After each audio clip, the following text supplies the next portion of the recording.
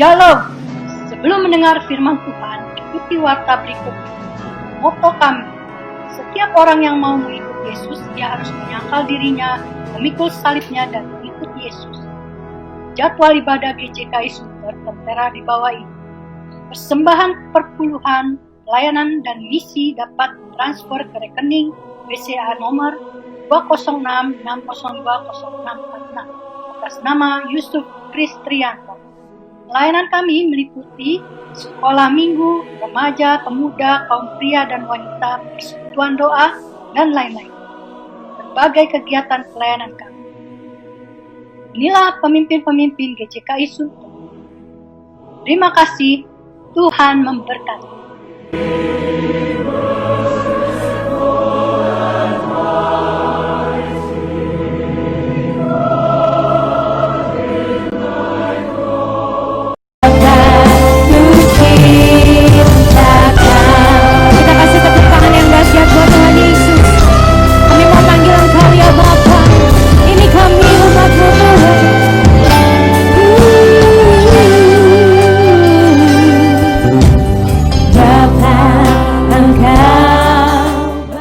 Shalom saudara-saudara kekasih di dalam Tuhan Yesus Kristus. Selamat pagi saudara-saudara yang dikasihi Tuhan Yesus. Kita berjumpa lagi dalam ibadah online GCKI Sunter. Doa saya agar Anda selalu dalam lindungan Tuhan. Mari kita siapkan hati memasuki ibadah pada pagi hari ini. Kita saat teduh sejenak.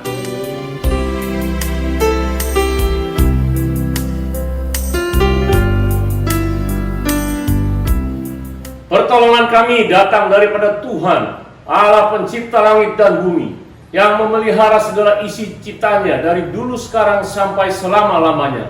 Turunlah kiranya kasih karunia dari Allah Bapa, cinta kasih daripada Tuhan Yesus, di dalam persekutuan Roh Kudus memberkati ibadah ini, dari awal, pertengahan, hingga pada akhirnya. Haleluya, amin. Mari saudara, kita siapkan hati untuk boleh memuji dan menyembah Tuhan dengan sepenuh hati.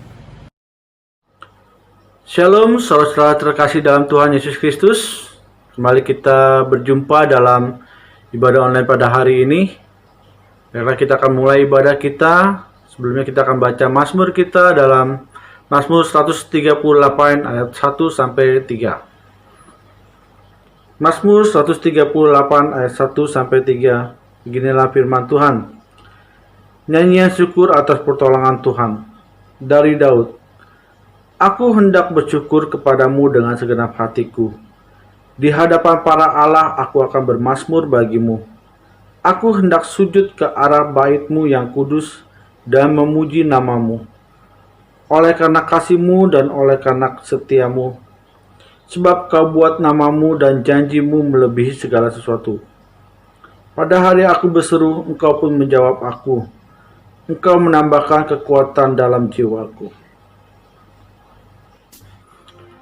Marilah kepadaku semua yang letih lesu dan berbeban berat. Aku akan memberi kelegaan kepadamu. Apapun yang kau hadapi, apapun yang kau rasakan, mari kita datang kepada Tuhan. Dia akan memberi kelegaan kepada kita semua. Percayalah Yesus Tuhan sebagai Tuhan dan Juru Selamat kita semua yang sanggup melakukan semuanya itu. Haleluya Yesus.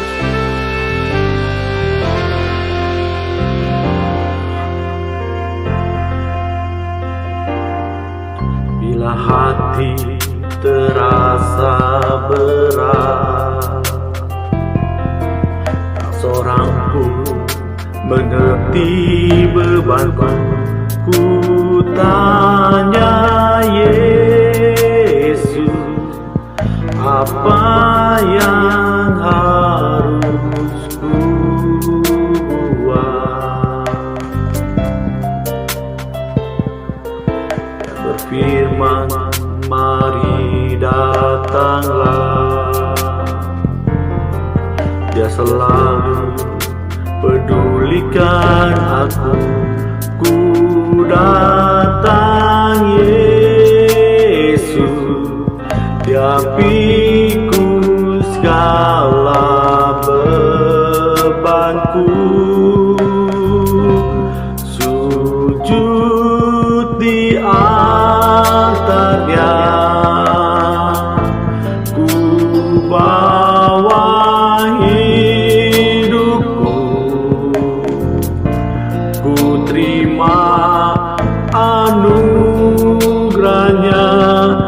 Dia ampuniku dan bebaskanku. Dia ubah hidupku, barui hatiku. Sesuatu terjadi saat datang di altarnya. Haleluya, Yesus Tuhan.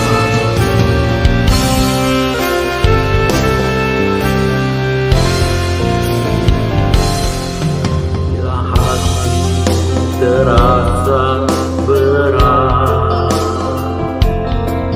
tak seorang pun mengerti beban. Ku tanya Yesus, apa yang harus ku buat? Dia berfirman, mari datanglah. Dia selalu pedulikan aku. Ku datang Yesus, Dia pikul segala bebanku. Sujud di altarnya, ku bawa hidupku, ku terima anugerahnya. Dia ampuniku dan bebaskanku. Dia ubah hidupku, barui hatiku. Sesuatu terjadi saat datang di altarnya. Sujud di altarnya, ku bawa hidupku, ku terima anugerahnya. Dia ampuniku dan bebaskanku. Dia ubah hidupku, barui hatiku. Sesuatu terjadi saat datang di altarnya.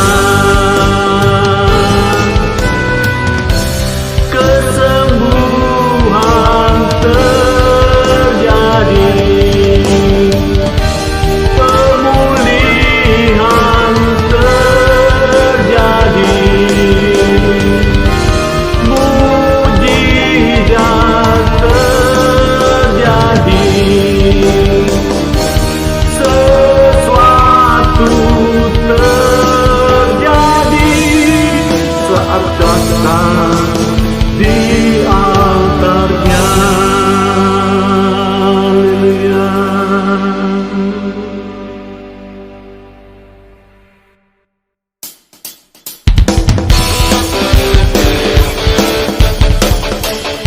Haleluya, Kaulah satu-satunya sumber kekuatan kami. Kaulah Yesus Tuhan Allah kami semua. Terima kasih Tuhan buat kebenaran-Mu, kasih-Mu, keselamatan yang Kau berikan buat kami semua. Haleluya.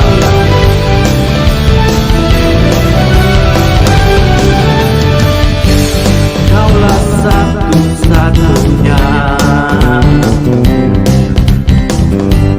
sumber dari segala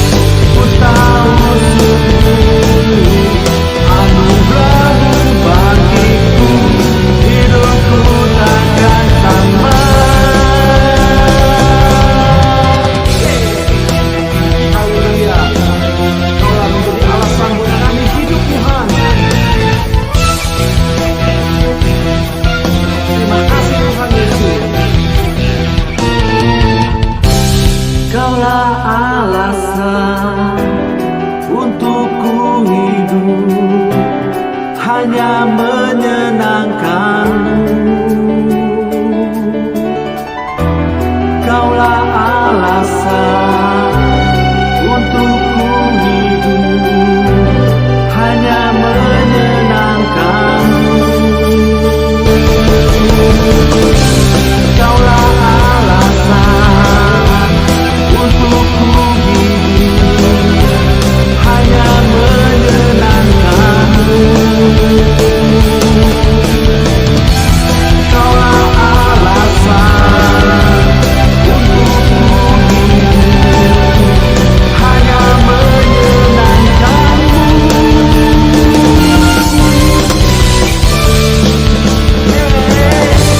Yesus Tuhanku yang berkuasa atasku, hidupku takkan sama.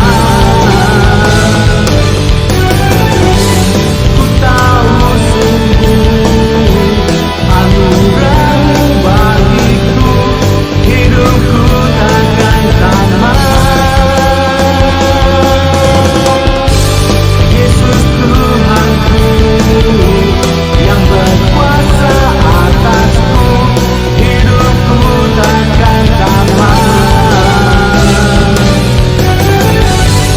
Ku tahu sungguh anugerah-Mu bagiku, hidupku takkan sama. Haleluya.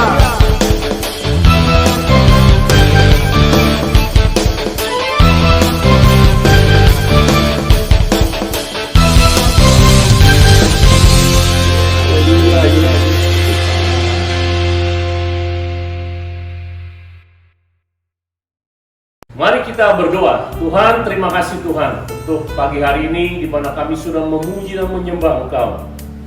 Tuhan, kami mohon belas kasihan-Mu, Roh Kudus, urapi hamba-Mu yang membawakan firman, supaya kami mengerti bagaimana menghadapi hidup menjelang zaman akhir ini. Berbicara kepada kami siap mendengar dalam nama Tuhan Yesus. Kami berdoa dan mengucap syukur. Haleluya. Amin. Firman Tuhan pagi hari ini bertemakan The Message atau sebuah pesan. Kita ambil dari Yosua 24 ayat 14 sampai 19 dan ayat 29 sampai 31. Saya akan bacakan buat saudara semua.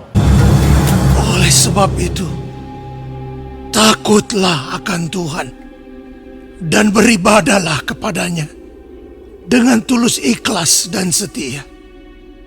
Jauhkanlah Allah yang kepadanya nenek moyangmu telah beribadah di seberang sungai Efrat dan di Mesir, dan beribadahlah kepada Tuhan. Tetapi jika kamu anggap tidak baik untuk beribadah kepada Tuhan, pilihlah pada hari ini kepada siapa kamu akan beribadah. Allah yang kepadanya nenek moyangmu beribadah di seberang sungai Efrat, atau Allah orang Amori yang negerinya kamu diami ini. Tetapi aku dan seisi rumahku, kami akan beribadah kepada Tuhan. Lalu bangsa itu menjawab, Jauhlah daripada kami meninggalkan Tuhan untuk beribadah kepada Allah lain. Sebab Tuhan Allah kita, Dialah yang telah menuntun kita dan nenek moyang kita dari tanah Mesir, dari rumah perbudakan, dan yang telah melakukan tanda-tanda mujizat yang besar ini di depan mata kita sendiri, dan yang telah melindungi kita sepanjang jalan yang kita tempuh, dan di antara semua bangsa yang kita lalui. Tuhan menghalau semua bangsa dan orang Amori, penduduk negeri ini, dari depan kita. Kami pun akan beribadah kepada Tuhan, sebab Dialah Allah kita.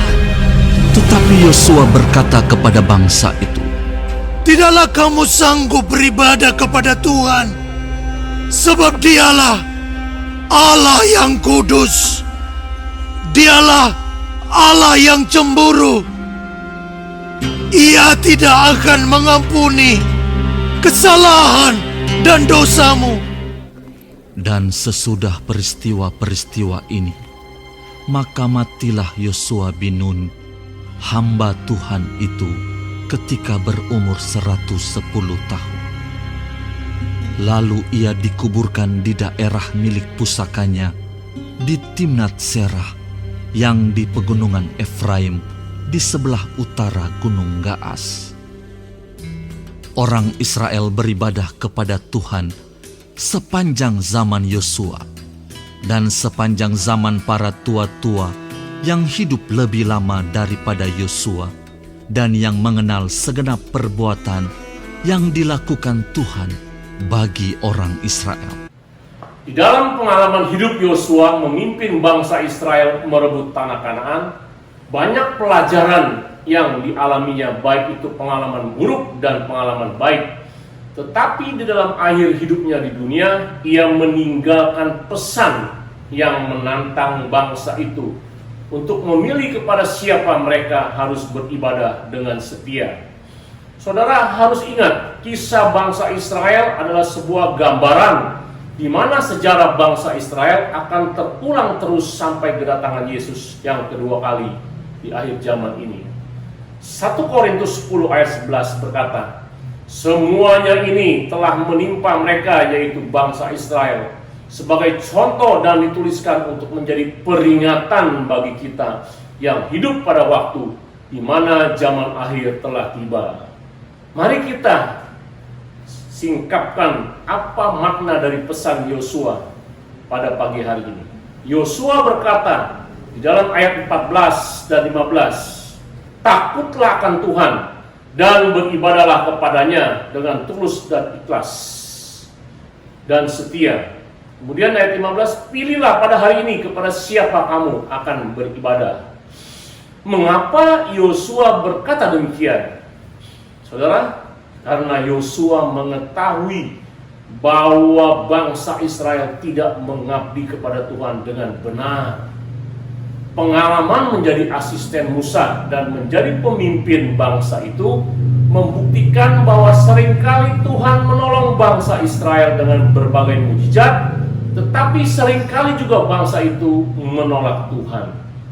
Waktu Tuhan menolong mereka keluar dari Mesir dengan 10 tulah dan mujizat, tetapi ketika menghadapi kesulitan akan makanan dan minuman, mereka gampang sekali menghujat Musa dan Tuhan. Padahal setiap hari mereka dipimpin tiang awan dan tiang api.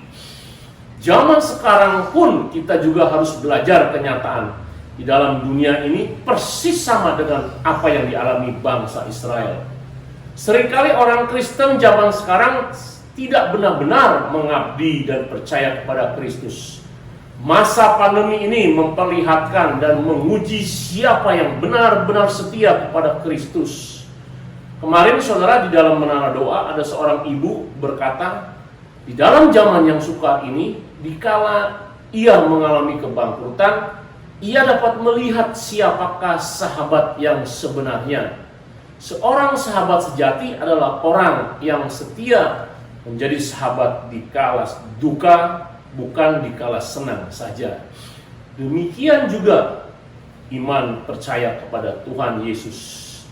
Maka dari itu Yesus berkata dalam Matius 22 ayat 14, sebab banyak yang dipanggil tetapi sedikit yang dipilih. Saudara harus ingat, mengikut Yesus harus seimbang dengan tindakan ketaatan kepada Kristus. Kata taat sangat berhubungan erat dengan setia.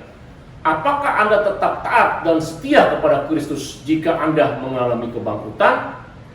Apakah Anda tetap taat dan setia kepada Kristus jika Anda mengalami sakit kanker stadium 4 sekarang ini? Atau apakah Anda tetap setia jika Anda mengalami sakit COVID dan memakai ventilator? Mari kita introspeksi diri kita masing-masing. Yang kedua, mengapa Yosua berkata di ayat 19, tidakkah kamu sanggup beribadah kepada Tuhan? Sebab dialah Allah yang kudus, dialah Allah yang cemburu. Ia tidak akan mengampuni kesalahan dan dosamu. Yosua berkata di ayat 19, karena manusia tidak sanggup beribadah kepada Tuhan secara konsisten. Mengapa demikian? Manusia sangat terikat oleh keadaan di sekitarnya, yang mengakibatkan pada akhirnya manusia sering mengadakan kompromi dengan keadaan. Manusia mau berpegang teguh, tetapi keadaan membuat mereka tidak mungkin melakukan hal tersebut. Saya ambil contoh, saudara. Nanti jikalau manusia ada diperlakukan chip 666, banyak orang-orang menolak dipakai chip 66. Tetapi ingat saudara, menurut Wahyu 13 ayat 16-17, mereka yang menolak chip tidak bisa membeli dan menjual. Akhirnya mereka harus mengungsi ke tempat tersembunyi dari kejaran antikris dan menderita, karena mereka harus bercocok tanam sendiri untuk makan dan minumnya. Mereka yang tidak tahan pasti akan memakai chip tersebut dengan keadaan terpaksa, walaupun mereka tahu itu membuat mereka menjadi celaka.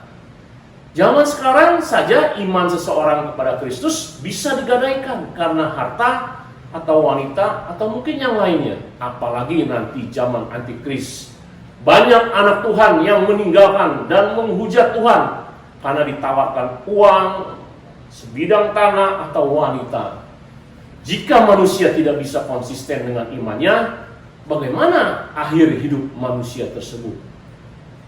Kabar baiknya yang ketiga, puji Tuhan, di akhir zaman ini kita mendapat anugerah, yaitu Tuhan Yesus memberikan Roh Kudus.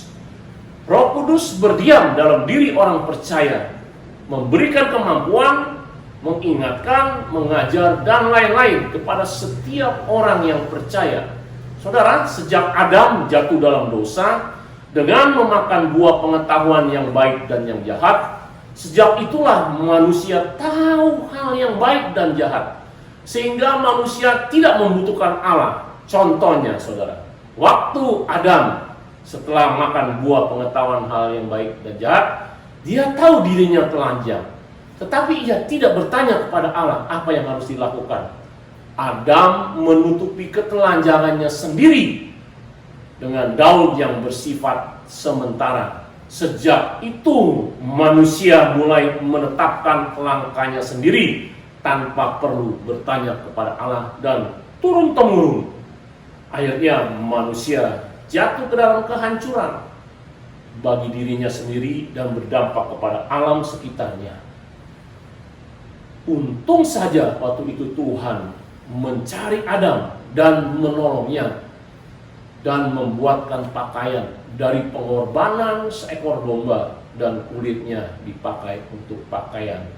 Darah yang tercurah itulah yang melambangkan Kristus yang mati di kayu salib. Ingat saudara, apapun yang dilakukan manusia, baik membuat terobosan lewat ilmu pengetahuan, filsafat dan lain-lain, dengan menggunakan kekuatan sendiri merupakan kebodohan bagi Allah. 1 Korintus 3 ayat 19 bicara demikian. Hikmat dunia adalah kebodohan bagi Allah. Tetapi jikalau manusia bertobat dan kembali bersandar dan bertanya Tuhan lebih dahulu, maka Tuhan akan menunjukkan jalan yang terbaik. Contohnya saudara, vaksin corona yang sementara ditunggu-tunggu, banyak ahli kedokteran, ilmuwan melakukan penelitian dengan kekuatan sendiri menciptakan vaksin. Tapi benarkah kemampuan manusia bisa meredakan sakit corona?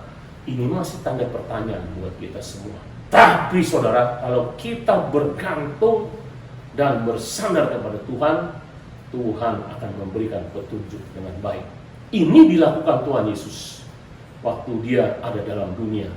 Yesus memberi contoh menjadi manusia yang berkenan kepada Allah. Yesus tidak dapat melakukan sesuatu di dunia tanpa kehendak Bapa. Yohanes 8 ayat 38 berkata, "Apa yang kulihat dari Bapa, itulah yang kukatakan atau kukerjakan. Dan dengan demikian juga kamu perbuat tentang apa yang kamu dengar dari Bapamu. Dalam prakteknya, segala sesuatu yang Yesus lakukan, ia berdoa terlebih dahulu dan bertanya kepada Bapa. Ini bentuk bersandar penuh kepada Tuhan. Bagaimana dengan kita semua? Apakah kita bertanya lebih dahulu kepada Tuhan jika mau melakukan sesuatu, atau kita melakukan dulu baru berdoa? Itu bisa Anda jawab sendiri masing-masing. Seperti bangsa Israel yang begitu banyak, tetapi hanya 2 orang saja yang masuk ke tanah Kanaan, demikian juga Tuhan sediakan tempat di sorga, tapi belum tentu orang percaya dapat memasukinya. Kekristenan jika hanya mendengar dan mengerti, pasti akan kompromi atau gugur. Kekristenan harus melakukan firman dan mengalami secara pribadi. Mendengar dan mengerti tetapi tidak melakukan berarti orang tersebut tidak berjalan bersama Tuhan. Untuk itulah Roh Kudus ditempatkan di hati orang percaya untuk memampukan kita berjalan bersama Tuhan. Roh Kudus mempunyai kuasa jika kita taat dalam pimpinannya. Semua itu adalah kasih karunia Tuhan yang diberikan kepada kita untuk berjalan bersama Tuhan. Bagaimana dengan Anda? Sekarang bangunlah kamu dari tidur. Mulai dari hal kecil, membaca, merenungkan, dan kemudian melakukan firman-Nya secara konsisten di bawah pimpinan Roh Kudus. Berdoalah, minta kepekaan dalam pimpinan Roh Kudus selagi ada kesempatan. Ingat, hari-hari ini adalah hari-hari yang jahat, karena ini adalah hari-hari terakhir. Jika Anda memberi kesempatan Roh Kudus mengambil alih hidupmu, maka engkau akan dipenuhi oleh Roh Kudus. Berdoalah kepada Tuhan, minta Tuhan memaksakan rencananya dalam hidupmu. Saudara, demikianlah pesan Yosua yang disampaikan sebelum ia meninggal. Dalam ayat 31, bangsa Israel menanggapi pesan tersebut dengan positif dan melakukannya, sehingga mereka hidup dengan damai dan diberkati Tuhan. Apakah Anda mengerti dan menangkap pesan ini? Untuk saudara lakukan, itu pilihan saudara. Mari kita berdoa. Terima kasih Tuhan, hari ini kami diingatkan dengan pesan dari Yosua pada bangsa Israel, supaya kami memilih untuk tetap beribadah kepadamu, setia dalam keadaan apapun. Walaupun kami tidak mampu melakukan dengan kekuatan sendiri, tapi kami percaya Roh Kudus yang ada dalam hati kami memampukan kami semua untuk boleh berjalan bersama Engkau, seperti Nuh yang berjalan dan bergaul karib dengan Engkau, sehingga kami boleh melihat kebahagiaan dan damai sejahtera dalam hidup kami. Tolong kami Tuhan, mungkin banyak masalah dalam hidup kami, mungkin kami di tengah jalan kami stop, ataupun kami tidak melangkah maju. Tuhan, tolong kami Tuhan. Mungkin masalah-masalah keuangan, masalah penyakit, masalah lainnya yang menghambat kami. Tolong kami tetap setia berjalan bersamamu Tuhan. Pujilah namamu, berkati kami semua dalam nama Tuhan Yesus. Kami berdoa dan mengucap syukur. Haleluya, amin. Saudara, mari saya undang kita semua berdiri dan mengucapkan pengakuan iman kita, yaitu pengakuan iman rasuli. Pengakuan iman rasuli ini adalah dasar iman kita untuk boleh melangkah bersama Tuhan.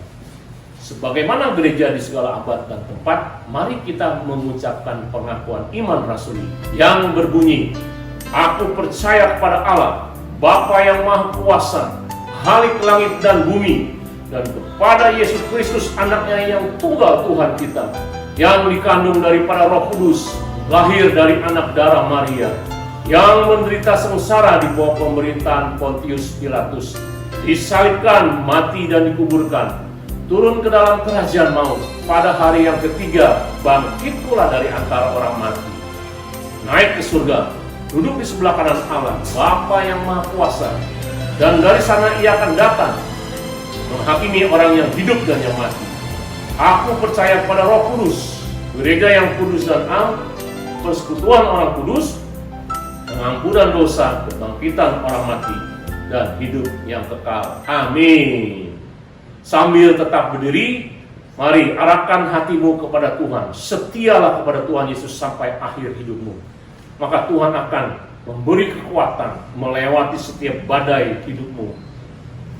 Dan engkau akan melaluinya dengan kekuatan daripada Tuhan. Maka pagi ini arahkanlah hatimu, terimalah berkat Tuhan. Kiranya damai sejahtera dari Allah Bapa, cinta kasih daripada Tuhan Yesus di dalam persekutuan Roh Kudus memberkati saudara-saudara semua yang menonton khotbah online ini dari sekarang sampai Maranatha. Tuhan Yesus datang kedua kali menjemput kita di awan-awan, bahkan sampai selama-lamanya.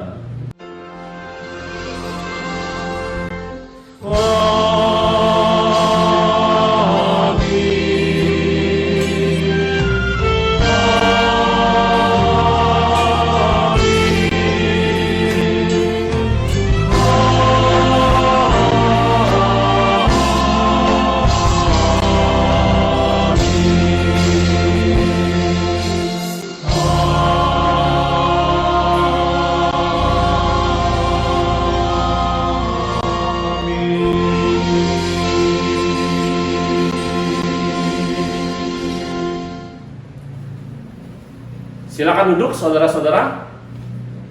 Sebelum berpisah, mari kita akan berdoa syafaat. Doa syafaat dilakukan di rumah Anda masing-masing dalam kelompok. Pokok doa yang pertama, kita doakan bencana-bencana yang melanda bangsa kita, baik gempa bumi di Sulawesi Barat, baik banjir di Kalimantan, di Aceh, dan di berbagai tempat di Sumedang, juga kecelakaan Sriwijaya. Hampir 20 gunung mulai aktif di Indonesia.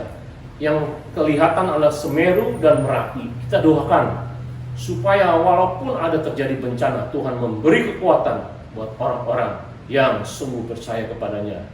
Kita berdoa juga untuk Presiden Jokowi dan menteri-menterinya dalam memimpin dan menangani bangsa ini dalam melewati krisis COVID-19, ekonomi, dan lain sebagainya. Kita juga berdoa untuk dokter-dokter, perawat-perawat, juga pasien COVID, dan setiap rumah sakit yang sementara ini penuh dengan pasien. Biar Tuhan ikut campur tangan di dalam menyembuhkan dan memberikan jalan keluar. Kita berdoa untuk GJKI Nasional, GJKI Agape, dan juga GJKI Sunter. Ingat saudara, setiap hari Senin sampai Jumat, GJKI Sunter mengadakan menara doa lewat Zoom jam 18. Saudara boleh bergabung bersama untuk boleh menikmati persekutuan dengan Tuhan. Setelah itu kita akan sharing kelompok dengan menjawab pertanyaan di bawah ini. Jawablah pertanyaan di bawah ini. Pertama, apa isi pesan Yosua sebelum ia meninggal? Dari Yosua 24 ayat 14 sampai 19. Apa respon bangsa Israel terhadap pesan tersebut? Dari Yosua 24 ayat 31, Hakim-Hakim 2 ayat 6 sampai 7. Yang ketiga, berkat apa yang saudara dapat dari firman pada pagi hari ini? Saudara, terima kasih Anda sudah mengikuti ibadah dengan setia sampai saat ini. Saya mau ingatkan, baiknya saudara mengikuti pembacaan firman Tuhan setahun, supaya saudara dikuatkan iman lewat pembacaan dan perenungan firman, sehingga Anda bisa melakukan firman-Nya setiap hari. Tuhan memberkati saudara. Shalom. Bapa, Engkau baik.